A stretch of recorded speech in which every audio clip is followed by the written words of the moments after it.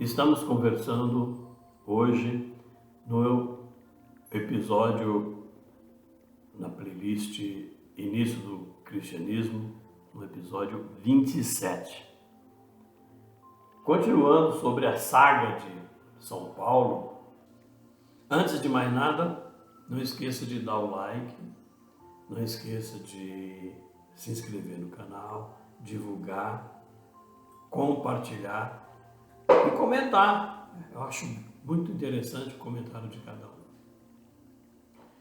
Nesse episódio, o Paulo de Tarso teve que sair às pressas daquela cidade na Turquia que ele estava, e ele estava na Turquia ainda, e eles resolveram ir para uma cidade chamada Icônio. Então hoje esse episódio fala dessa estada em Icônio. Icônio, essa cidade com esse nome não existe mais, mas Icônio é uma antiga cidade que estava localizada na região da Anatólia, na Turquia. Historicamente, Icônio fazia parte de uma região da Galácia que era uma província do Império Romano. Hoje em dia, a cidade não tem esse nome mais, é conhecida como Cônia. Essa cidade é uma cidade grande, inclusive a gente pôs fotografia dela aqui. Ela é uma capital de uma província, com o mesmo nome, província de Cônia, na Turquia. É uma cidade grande, pungente, é uma cidade com uma rica história da época do cristianismo, mas ainda ela tem muita coisa do islamismo.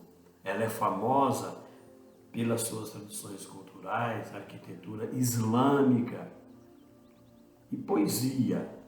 Então tem muitos autores que produzem literatura poética ali. É uma cidade muito importante para a Turquia.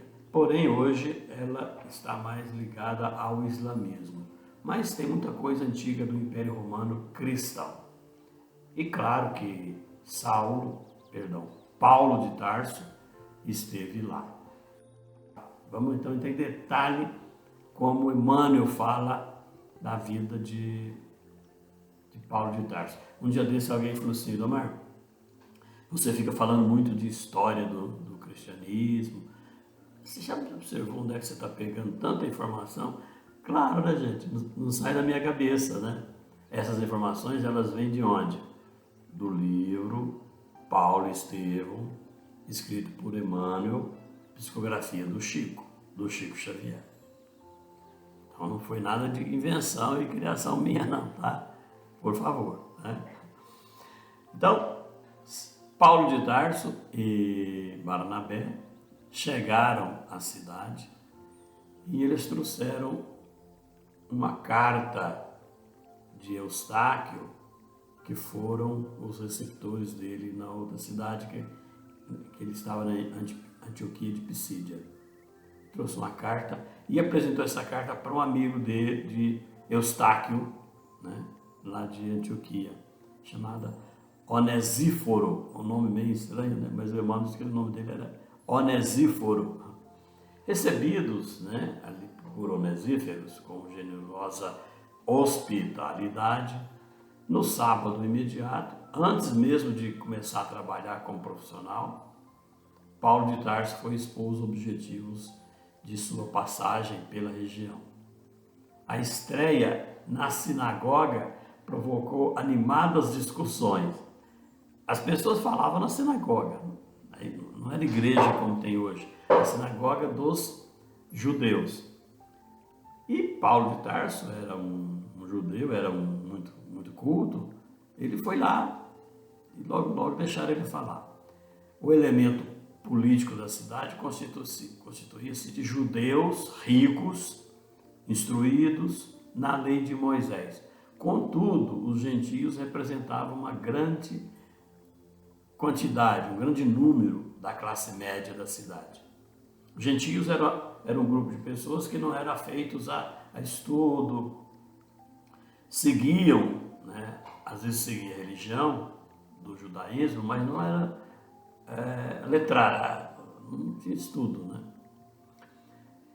Esses gentios então receberam a palavra de Paulo, ouviram a palavra de Paulo com profundo interesse, mas os outros, os judeus mais instruídos, desfecharam grande reação logo no início, porque esperava-se que alguém ia falar na sinagoga, falar das leis judaicas, né? Das leis de Moisés. Então, entretanto, Paulo chegou falando do Cristo. Aí logo teve tumulto. Os orgulhosos filhos de Israel, dos judeus, né, não podiam tolerar falar de um Salvador que se entregara sem resistência à cruz entre ladrões. A palavra do apóstolo Paulo, entretanto, alcançara tão grande favor público que os gentios da cidade de Icônio ofereceram um vasto salão para que lhes fossem ministrados os ensinamentos do Evangelho. E todas as tardes, Paulo e Barnabé iam para lá falar, conversar. A população gostou tanto, falou, não, vem para esse salão, vem falar aqui. Queria notícia de Jesus, interessavam pelos os menores feitos, os menores detalhes, pelas aquelas máximas mais simples, eles queriam saber. Paulo aceitou logo, cheio de gratidão, de simpatia, diariamente, terminada a sua tarefa do trabalho, todo dia, muitos iam para lá, aquela multidão de gente de Icônio, né, aglomerava ansiosamente para ouvir o verbo vibrante de Paulo de Tarso, de São Paulo. Dominando aquela administração, os judeus não tardaram a reagir, mas foi inútil a tentativa de intimidar Paulo com ameaça. Ele continuou pregando intrepidamente, desassombradamente, ele continuou falando, defendendo a ideia do Cristo naquele salão, naquela sala.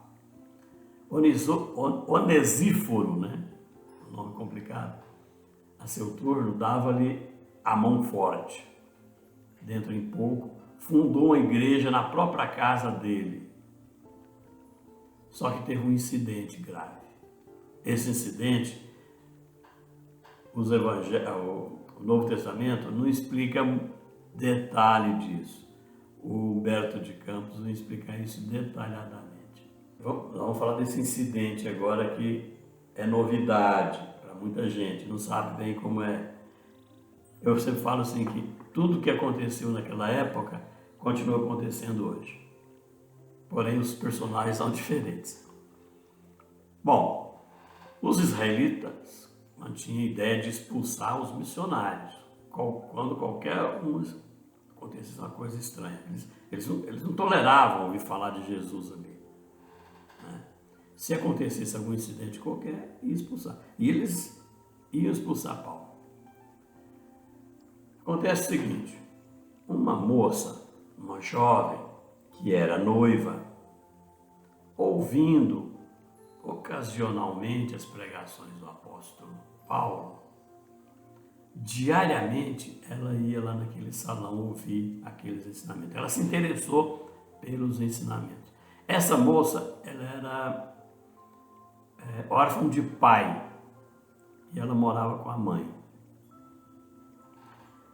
Enlevada com as promessas do Cristo e sentindo extrema paixão pela figura empolgante de Paulo como orador, ela ficou fanática, ela se fanatinizou lamentavelmente, esquecendo os deveres que aprendia ao noivo e a ternura maternal. Ela estava noiva para casar.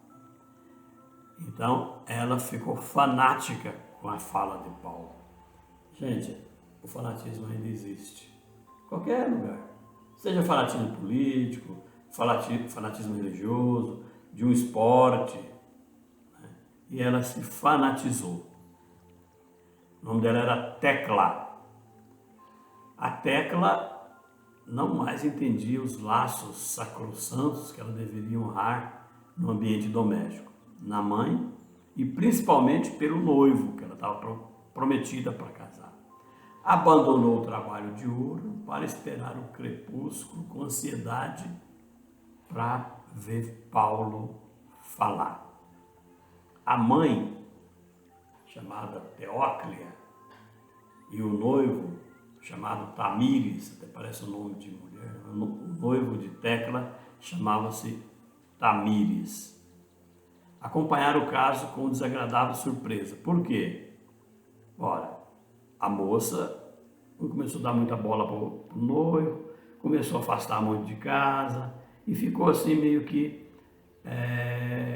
diretamente em contato com as falas de Paulo. E tanto o noivo quanto a mãe atribuíram a Paulo de Tarso, semelhante desequilíbrio. A culpa era do orador, do pregador Paulo de Tarso. Paulo, por sua vez, estranhava a atitude da jovem, que diariamente insinuava com perguntas, olhares singulares, aqueles olhares de monices, né? E aí, certa vez, quando ele já estava voltando para casa de Onesíforo, em companhia de Barnabé, onde eles estavam ficando, né? A moça lhe pediu uma palavra em particular. Já tinha terminado a fala, estava voltando para casa. Tecla falou: eu quero falar em particular com o senhor, com você. Não sei se foi você ou o senhor. Antes as suas perguntas atenciosas, ela ficou meio que corada. Emmanuel disse que ela ficou meio corada, gaguejando, e falou: gaguejou e tal. Aí o Paulo falou assim: diz então, minha filha, deves considerar-me como se eu fosse um pai, considerar-te como a presença de seu pai. Fale. Né?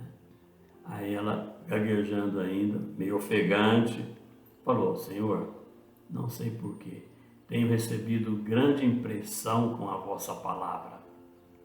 Aí Paulo falou para ela: o que eu tenho ensinado não é meu, ó Tecla, vem de Jesus, que nos deseja todo o bem.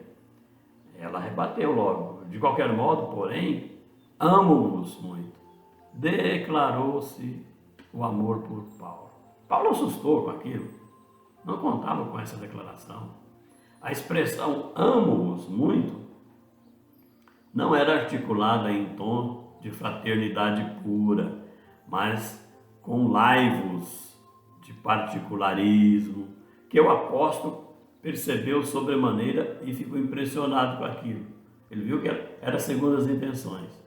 Depois de meditar um pouco naquela situação imprevista, ele falou convicto: minha filha, os que se amam em espírito unem-se em Cristo para a eternidade das emoções mais santas. Mas quem sabe está amando a carne que vai morrer, né? Aí a Tecla falou: não, tenho necessidade da vossa afeição. Meio que lacrimoso, olhar lacrimoso, meio que chorando, né? Aí Paulo, vendo aquela declaração daquele jeito, sim, mas os dois temos necessidade da afeição do Cristo.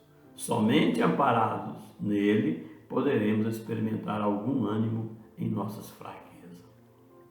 Aí ela falou: não, eu não posso esquecer. Eu não posso. Aí chorando, né? Paulo ficou até com compaixão dela, ficou pensativo. Aí Paulo recordou da sua mocidade com Abigail, que já falamos no início das nossas conversas. Lembrou dos sonhos que teve com Abigail. Num minuto, seu espírito devassou no mundo de suaves, angustiosas lembranças. E como se voltasse de um misterioso país de sombras, clamou, como se falasse consigo mesmo: sim, Tecla, o amor é santo, mas a paixão é venenosa. É interessante, porque existe hoje uma separação de amor e de paixão. A paixão, muitas vezes, é venenosa. Já disse isso Paulo, né? Aí ele ainda fala assim: Moisés recomendou que amássemos a Deus acima de tudo. Só que o Mestre Jesus acrescentou um pouco e disse que era bom que amássemos uns aos outros em todas as circunstâncias da vida. Só que esse amor que Paulo fala, não é aquele amor que ela está alimentando. Fixou os olhos agora muito brilhantes na jovem, que chorava, e exclamou: Não te apaixones por um homem feito de lodo e de pecado, e que se destina a morrer. Estava conversando com ela falava que não podia ficar sem ele, essa coisa de paixão, né? Conversando só os dois, porque era em particular, o Barnabé não estava, ela pediu para falar em particular com ele. O noivo Tamíris chega. Ela nem, a moça, a Tecla, nem tinha voltado em si, naquela surpresa que Paulo não aceitou, né? Logo, o noivo chegou, desolado, penetrou ali, fez aquelas primeiras objeções aos brados, falando alto, e Paulo ouviu, muito sereno. Aí a noiva, a Tecla, fala, mal-humorada já, reafirma a sua simpatia por Paulo, expõe francamente as intenções mais íntimas dela com Paulo, que ela realmente queria ele, queria Paulo. E isso não está nos evangelhos direitinho, não. É um detalhe que Humberto traz. O rapaz, o Tamíris, o noivo, ficou escandalizado com aquilo. O apóstolo Paulo esperava pacientemente que o noivo, o Tamíris, interrogasse. E quando convocado a justificar, ele explica em tom fraternal. Porque Tamíris quis que Paulo se explicasse: mas você está aqui com a minha noiva? Quero explicação, né? Aí Paulo fala: meu amigo, não te acabrunhes, nem te exalte em face dos sucessos que se originam de profundas incompreensões vossas. Tua noiva não está simplesmente se oferecendo, ela está doente, ela está enferma. Paulo já fez o diagnóstico, ela está doente. E essa paixão assim repentina, essa coisa de ficar estritamente voltada para determinada pessoa, é uma enfermidade, com certeza. Aí Paulo fala ainda: estamos anunciando o Cristo, mas o Salvador tem os seus inimigos ocultos em toda parte. Como a luz tem por inimiga a treva permanente. Paulo já disse, já insinuou, já afirmou, né? Já insinuou mesmo que são inimigos dele, né? Que trabalhou essa moça para que fizesse isso com ele. E ele ainda falou assim: mas a luz vence a treva em qualquer natureza. Iniciamos o labor missionário nessa cidade sem grandes obstáculos, como você viu, falando para Tamíris, né? Os judeus inicialmente nos ridicularizaram. E, todavia, nada encontraram em nossos atos que justificam a perseguição aclarada. Os gentios nos abraçaram com amor. Nosso esforço desenvolve pacificamente a cada um e cada um não nos induz ao desânimo. Os adversários invisíveis da verdade do bem certo se lembram de influenciar essa pobre criança para fazê-la instrumento perturbador de nossa tarefa. É possível que não me compreendas de pronto, no entanto, a realidade não é outra. Ora, gente, o que Paulo de Tarso está falando?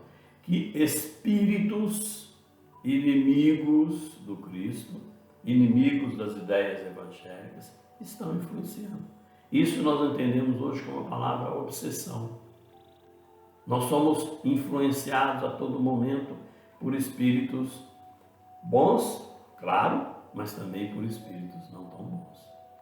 Um dia desse, ouvindo uma entrevista do Divaldo Franco, o Divaldo disse claramente que estava no Paraná, no congresso, e numa entrevista ele falou assim: eu acabo de ser muito perseguido. Ele fez até umas declarações que caiu na imprensa, umas declarações meio complicadas.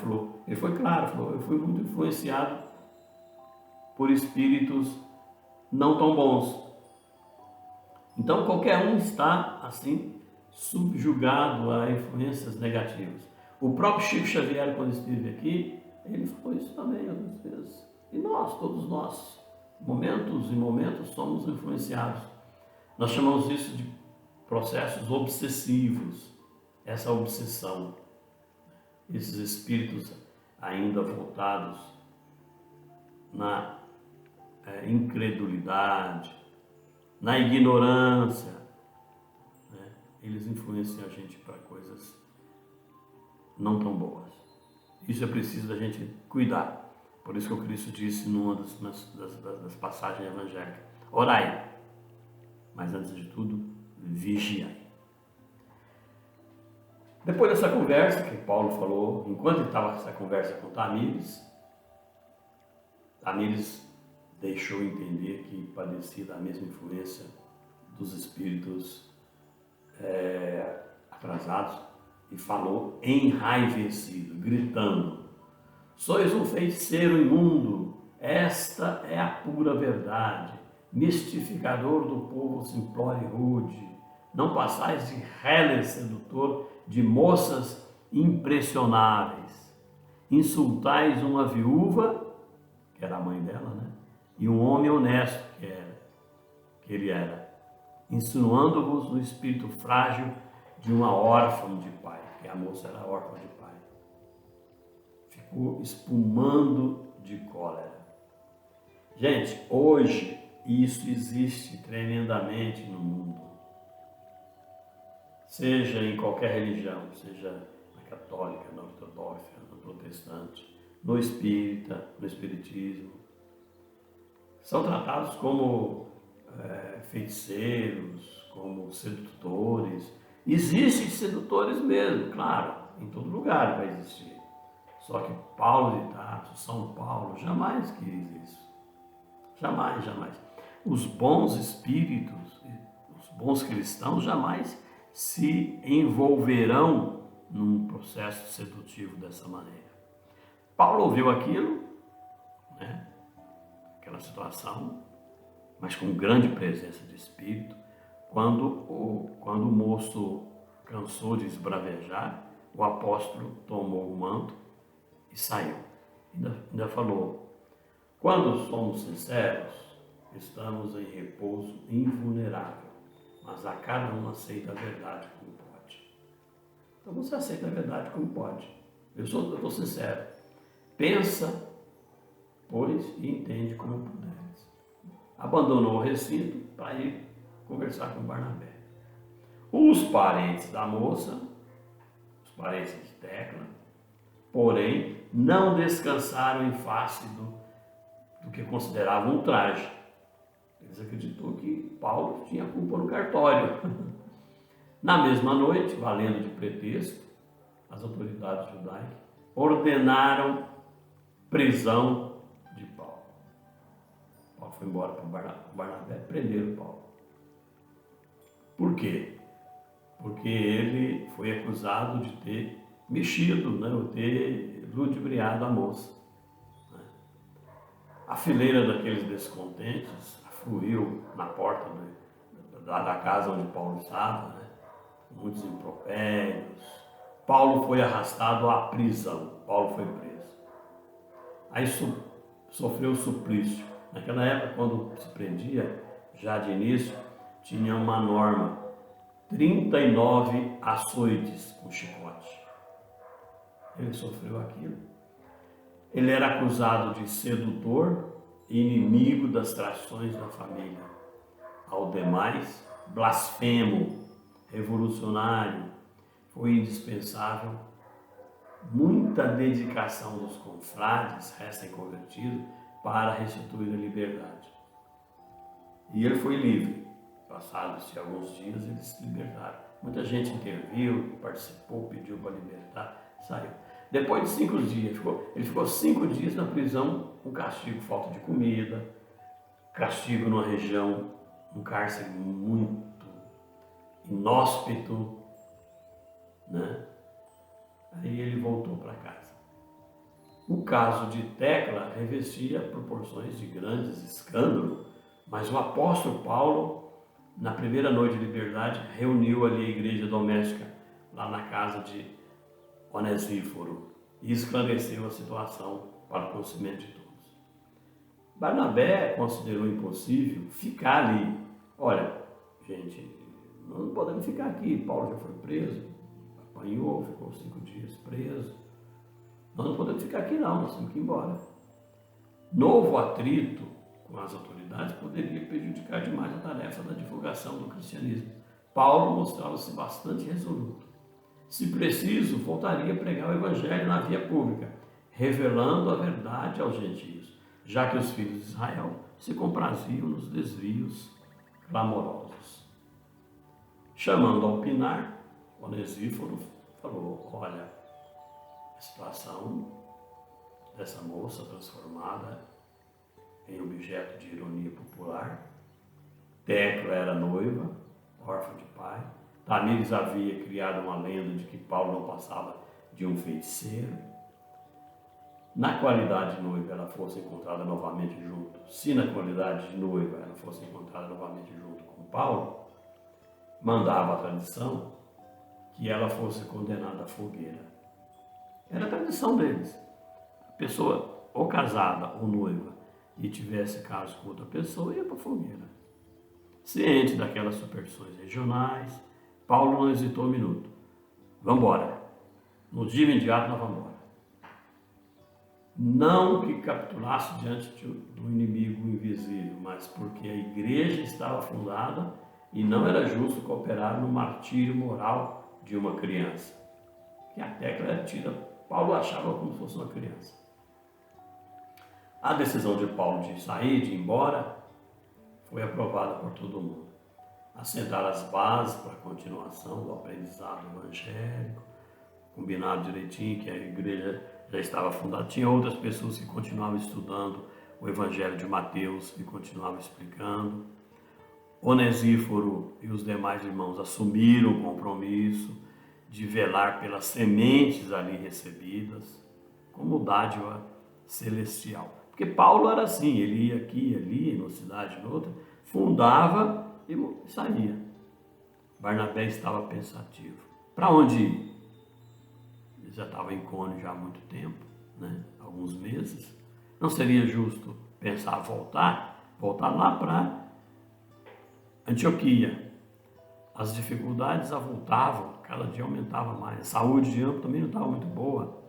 Desde aquela internação, lá perto de Sestro, às margens do rio Sestro, já falamos, né?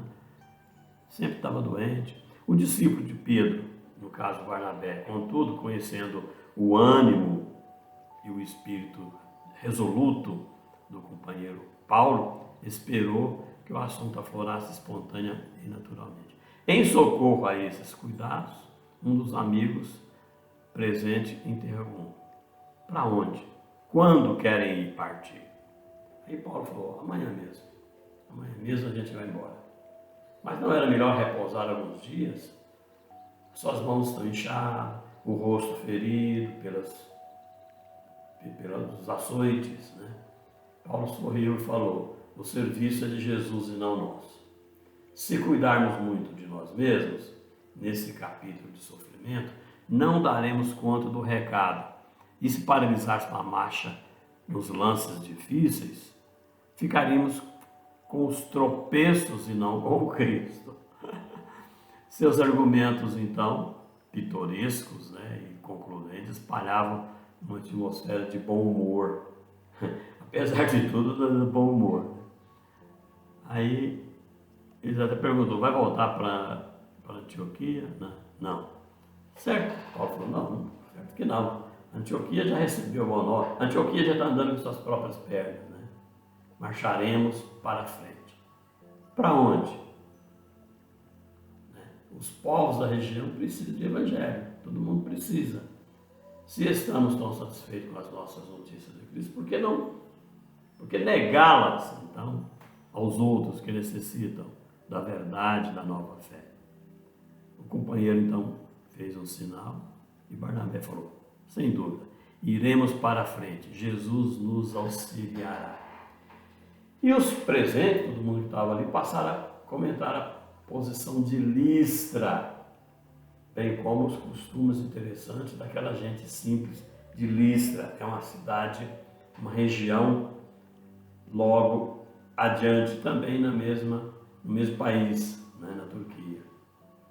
O Onesíforo tinha lá uma irmã, essa irmã dele chamava Lloyd. Ele faria uma carta para Lloyd, sua irmã, lá de Listra, durante o tempo que precisasse, poderia ficar lá.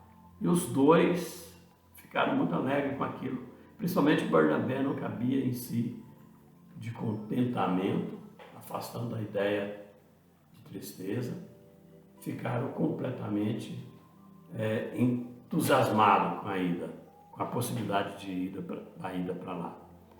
E com certeza eles vão com a carta do irmão de Lloyd, e vão encontrar Lloyd lá em Listra. E aí vão continuar a sua peregrinação. Isso tudo são detalhes da vida de São Paulo. São Paulo, o Paulo de Tarso, é o grande responsável para a disseminação do cristianismo no início.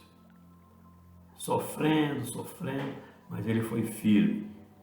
E está só no começo, ainda vai continuar as suas atividades ainda, vai ter muita surpresa para frente, principalmente nessa cidade agora que ele vai chegar. A gente encerra agradecendo a todo mundo, um abraço em cada um de vocês e um beijo carinhoso no coração de cada um. Até a próxima.